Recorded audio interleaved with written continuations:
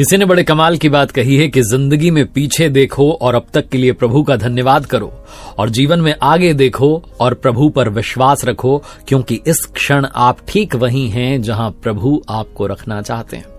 नमस्ते दोस्तों, मैं हूं आरजे कार्तिक। हम में से कई लोगों के दिमाग में सवाल आ जाता है कई बार कि अगर मैं नहीं होता तो क्या होता। हनुमान जी के मन में भी ये प्रश्न, ये शंका आ गई कि मैं ना होता तो क्या होता।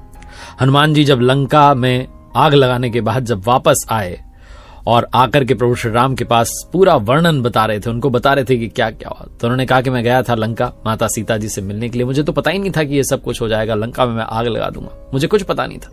मैं लंका में पहुंचा तो माता सीता को जो है ढूंढ रहा था कि कहां मिलेंगे। मैं थक हार चुका था, तब मुझे वहां पर एक संत के दर्शन हुए। अब तक तो मैं सोचता था कि भारत में ही जो है संत मिलते हैं, मुझे लंका में संत के दर्शन हुए। और मैं तो सोचता था लंका निशिचर निकर निवासा, यहां कहां सज्जन कर वासा। लेकिन वहां संत विभीषण ने दर्शन दिए और मुझे उपाय बताया कि अशोक वाटिका में आपको जाना है, कैसे पहुंचना है वो सब बता दिया। तब प्रभु मुझे भरोसा हुआ कि आपकी प्रशंसा करने वाले, भक्ति करने वाले विश्व भर में और संत जन विश्व भर में मिल जाएंगे।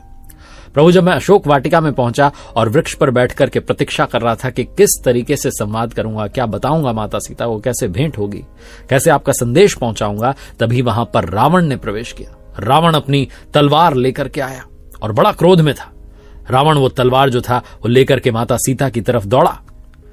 मन में ऐसा जोश आया कि अभी जाकर के इसका जो है वध कर देता हूं, इसी तलवार से इसकी गर्दन काट देता हूं। लेकिन तब मैं क्या देखता हूं कि भगवान रावण की पत्नी रानी मंदोदरी ने आकर के रावण का हाथ थाम लिया, उसे रोक दिया और कहा, नहीं, ये गलती आप नहीं करेंगे। जबकि मैं तो सोच रहा था कि मंदोदरी तो प्रसन्न होती कि बीच का जो रास्ता था साफ हो गया, मैं ही रानी रहूंगी, उसका तो भय मिट जाता। लेकिन मंदोदरी ने रावण का हाथ थाम लिया, कहा, नहीं, आप ऐसा नहीं कर सकते। मैं तब सोच रहा था कि मैं नहीं होता तो क्या होता, लेकिन मंदोदरी ने आकर के एक सबसे बड़ा संदेश दिया कि तुम नहीं होते तब भी यहां माता सीता की रक्षा हो जाती। प्रभु जब रावण के सैनिक मुझे लेकर के जा रहे थे, तब भी मेरे मन में बहुत कुछ प्रश्न उठ रहे थे। तभी मैंने सुना कि त्रिजटा नाम की एक और संत थी वहां, जो कह रही थी कि एक बंदर आया है और लंका में आग लगाएगा। मुझे समझ में नहीं आ रहा था कि ये संत वाणी कहां से आ रही है और ये कैसे जानती हैं कि मैं यहां पर आग लगाने आया हूं, ऐसा तो कुछ होगा ही नहीं।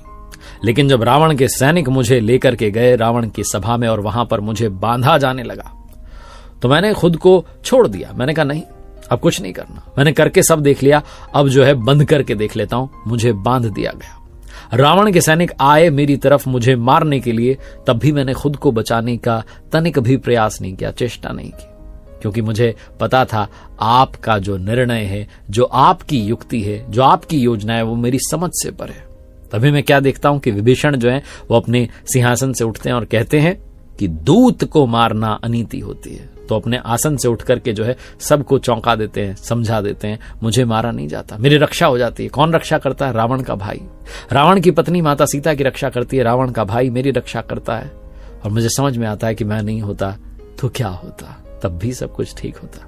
और प्रभु आश्चर्य तो तब हुआ जब रावण ने आदेश दिया अपनी सेना को, सैनिकों को, कि इस बंदर की पूंछ में कपड़ा बांध करके, तेल डाल करके, घी डाल करके आग लगा दो। तब मुझे समझ में आया कि वो संतवाणी त्रिजटा जी ने क्यों कहा था कि एक बंदर आया है जो पूरी लंका जला देगा। मैं तो जलाना ही नहीं चाहता था, मुझे कहां पता था कि कपड़ा कहां मिलेगा, तेल कहां मिलेगा, आग कहां से लाऊंगा, क्या करूंगा, मुझे कुछ समझ नहीं थी। लेकिन प्रभु, मैंने उस दिन समझ लिया कि आपको जो कार्य कराना होता है, आप वो कार्य रावण से भी करा लेते हैं, तो मैं तो वो कार्य कर ही दूंगा। बहुत छोटी सी कथा है, बहुत छोटा सा रामायण का प्रसंग है, जो आंखें खोल देता है और बताता है कि कई लोग जो सोचने लगते हैं कि मैं नहीं होता तो क्या होता, मैं ना होता तो पता नहीं क्या हो जाता। आप नहीं होंगे तब भी सब कुछ ठीक रहेगा, आप हैं तब भी सब कुछ ठीक रहेगा, क्योंकि हम सब निमित्त मात्र हैं। प्रभु ने हम सबको अपने अपने किरदार में भेजा है, इसीलिए ज्यादा सोचना बंद कीजिए।